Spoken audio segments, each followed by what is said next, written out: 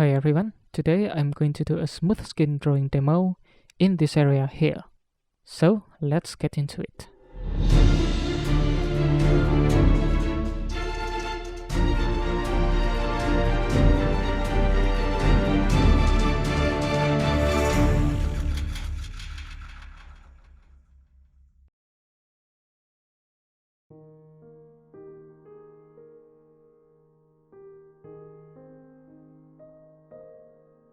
So the key to make a soft skin look for me is by using this, guys.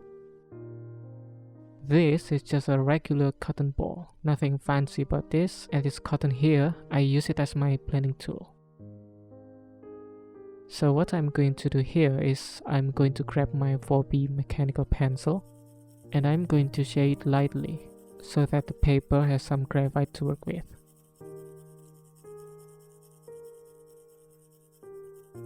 Later I'm going to use darker pencil, 6B, 8B, but it's very important to go slowly. Have patience here. Don't ever press hard with the pencil and don't squeeze it. I'm holding it firmly and kind of whipping it around to make a very thin soft shading. The way you do the initial shading will dictate the final result. If your shading is harsh and rough, then there is no way to make it smooth. Even the blending tools won't help you. Don't ever rely on the blending tools, but rather rely on your delicate shading technique here.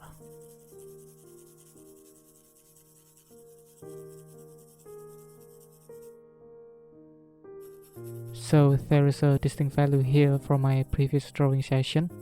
I'm going to shade here as well to make it blurry and to connect the old and the new drawing part so it looks smooth.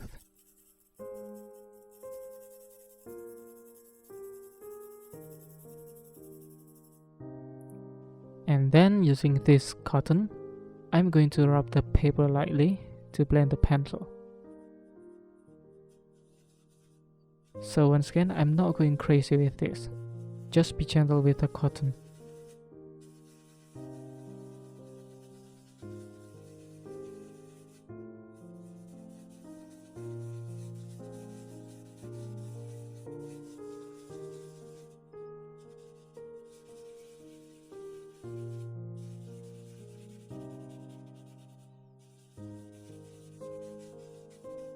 I hope you can see the difference, guys. It's subtle but sure is there. And I think paper texture is not relevant here.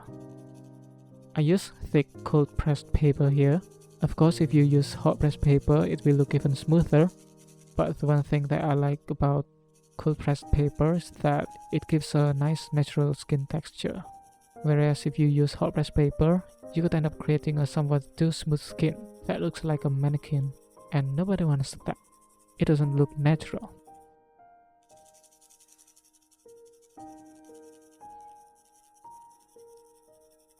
So here I'm continue darkening the cheek. Notice that even though I use 8B here, it doesn't look too dark because I'm being very gentle with the pencil. Normally I will use 6B, but just for demonstration here, any pencil will do just fine as long as you're in control.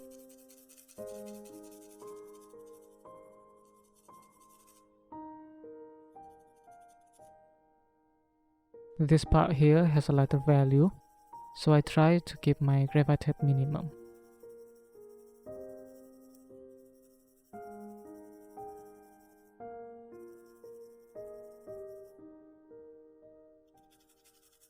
And this area here will be the darkest.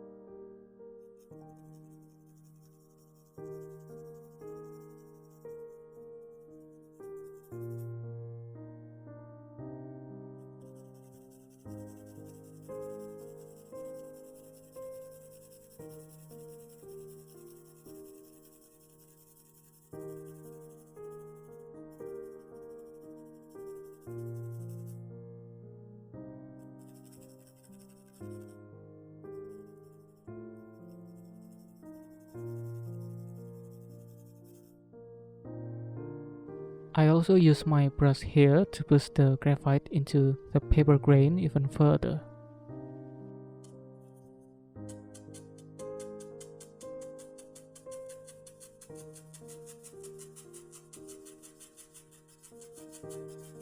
As I'm doing this, you will notice that it will become darker. That's why it's important not to go too dark early on.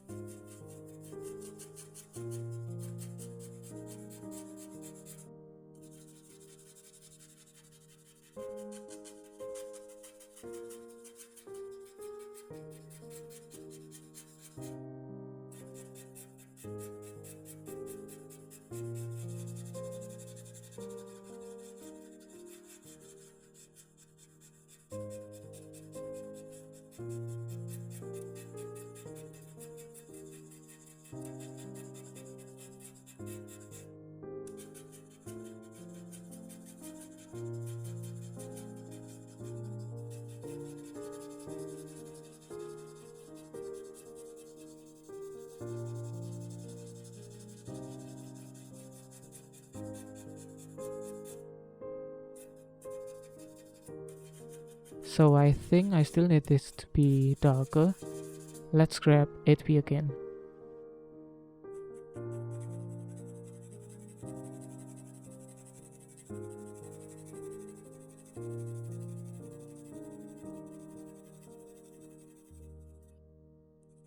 And pay attention to the gradation, guys. From light to dark, from dark to light. Avoid any jagged edges like this area here. If you have this kind of problem, how do you fix it? Well, the answer is not by using blending tools. If you keep rubbing the paper in order to solve this problem, then I'm afraid you're just making it even prominent and wasting time. What you need is a steady, controlled hand. Blending tool is not a magic tool. So you want to darken the surrounding area to match the value. Slowly build up the darkness until they look even.